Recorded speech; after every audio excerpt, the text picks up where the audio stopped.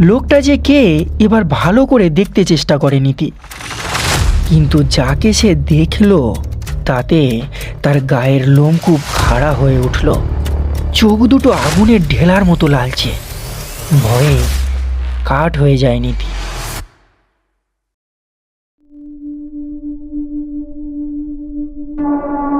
নমস্কার, আমি সঞ্জীব।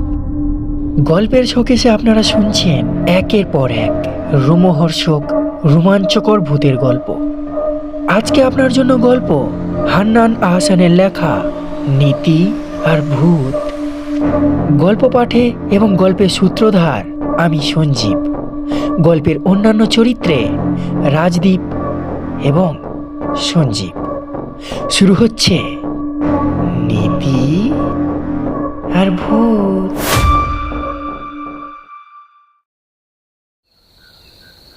রোজ এভাবে নীতির ঘুম ভেঙে যায়। কটা বাজে কে জানে, হয়তো মাঝরাত্রির।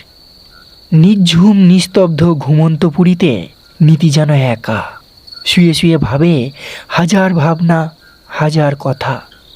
ইচ্ছে করছিল না শুয়ে থাকতে। ঘরের মধ্যে গুমোট গরম হাওয়া, সাঁই সাঁই করে মাথার উপর পাখা ঘুরছে, তবু গরম কমছে না। মশারি তুলে বেরিয়ে আসে নীতি। খোলা জানালার কাছে এসে দাঁড়ায়। বাইরে ঘুরঘুরটি অন্ধকার। একসময় অজান্তে দরজার খিল খুলে চলে আসে বারান্দায়। এদিক ওদিক পায়চারি করে। সামনে খোলা মাঠ, বাঁদিকে তুনিদের দোতলা বাড়ি। বাড়ির ডান দিকের অংশে ঝোপ জঙ্গল আর আগাছায় ভর্তি। আর আশেপাশে মোজা ডোবাটার পাড়ে দাঁড়িয়ে আছে এক পেল্লায় তাল গাছ।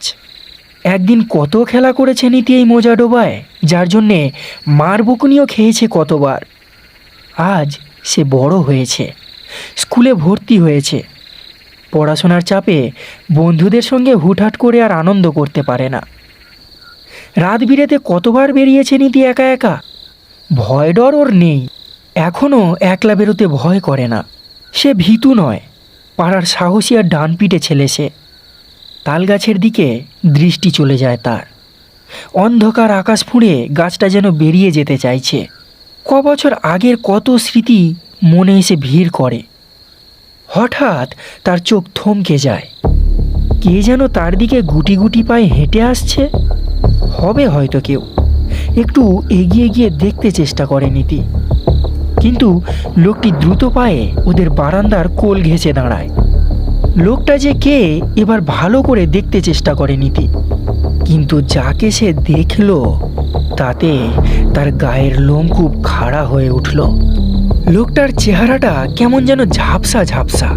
লোকটার শরীরের ভেতর দিয়ে পেছনের গাছপালা, বাড়িঘর সবই দেখা যাচ্ছিল, তবে চোখ দুটো আগুনের ঢেলার মতো লালচে। ভয়ে কাঠ হয়ে যায় নীতি।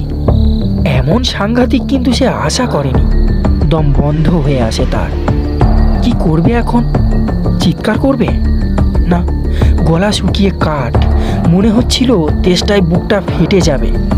হাঁটু দুটো ওর ক্রমশ অবশ হয়ে আসছিল। চোখ ঝাপসা হয়ে ওঠে, কোনো দিকেই তাকাতে পারে না। সামনের আকাশটা যেন আরও কালো হয়ে উঠেছিল। চাঁদের সঙ্গে মেঘের লুকোচুরি আর নেই। সবাই একসঙ্গে বুঝি ভয় পেয়ে লুকিয়েছে। হঠাৎ স্তব্ধতা ভেঙে কিম্ভূত কিমাকার লোকটি বলে উঠল, ভয় পেয়েছো তুমি? লোকটার মুখে এমন সোহাগ মাখানো আর নরম সুরের কথায় নীতির ভয় অনেকটা কেটে গেল। তবু জোরানো গলায় সে জিজ্ঞেস করে, তুমি কে? আমি আমি ভূত। বলে ওঠে মূর্তিটি। এখানে কেন এসেছো? তোমার সঙ্গে দেখা করতে, দুটো গল্প করতে এসেছি। এবারে একটু সাহস ফিরে পেল নীতি। মনের মধ্যে লুকোনো ভয় ডর যেন হালকা হয়ে গেল। নীতি আমতা আমতা করে জিজ্ঞেস করলো, আমার সঙ্গে? হ্যাঁ, দেখছো না, গরমে গাছের পাতা পর্যন্ত নড়ছে না। কিছুতেই ঘুমোতে পারছিলাম না। তা তোমাকে দেখতে পেয়ে দুটো গল্প করব ভাবলাম। তা তুমি কি খুব ভয় পেয়েছো? না, ভয় পাইনি। তুমি কোথায় থাকো? ওই ভট্টাচার্যের তেঁতুল গাছে। তেঁতুল গাছে কেন থাকো? তোমার ঘর নেই?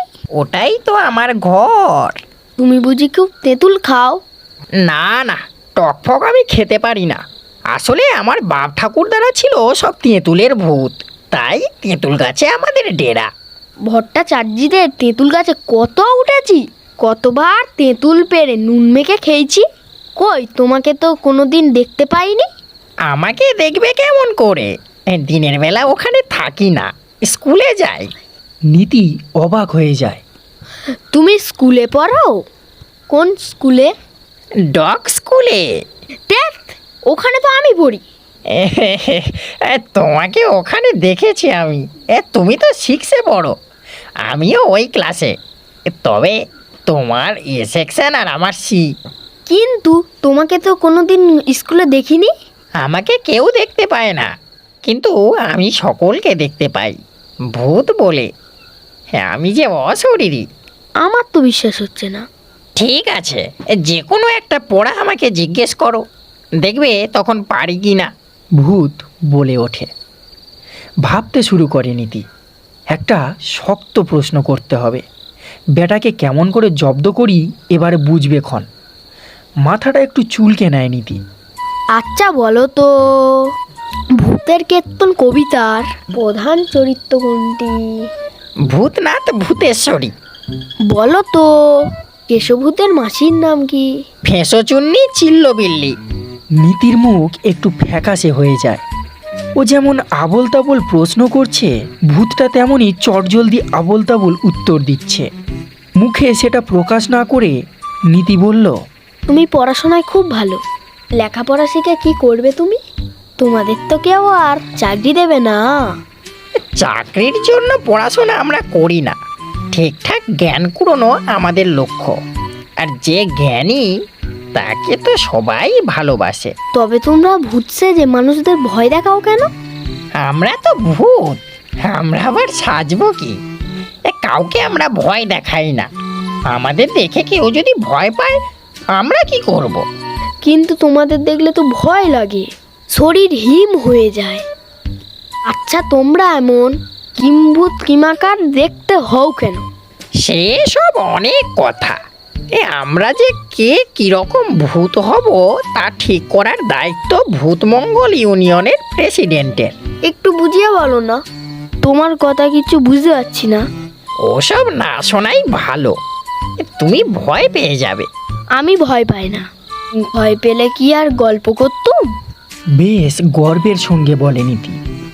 ভূতটা বললে, কিন্তু আমাদের ইউনিয়নের নির্দেশ আছে, সৃষ্টি রহস্য কাউকে বলা যাবে না। তোমাদের ইউনিয়ন কোথায়? ও কথাটিও বলা বারণ। তা কিছুই যখন বলবে না, তবে মিছিমিছি গল্প করতে এলে কেন? নীতি খুব রেগে গেল। তুমি মিছে মিছে রাগ করছো কেন? আমি তো তোমার বন্ধু। বন্ধু না ছাই। তুমি ভালো ভূত না, তুমি দুষ্টু ভূত। নীতি, কি হয়েছে? কাঁদছিস কেন? ঠাকুমা নীতির মাথায় হাত বুলোতে বুলোতে বললেন, রোজই কি ঘুমিয়ে ঘুমিয়ে স্বপ্ন দেখিস বাবা?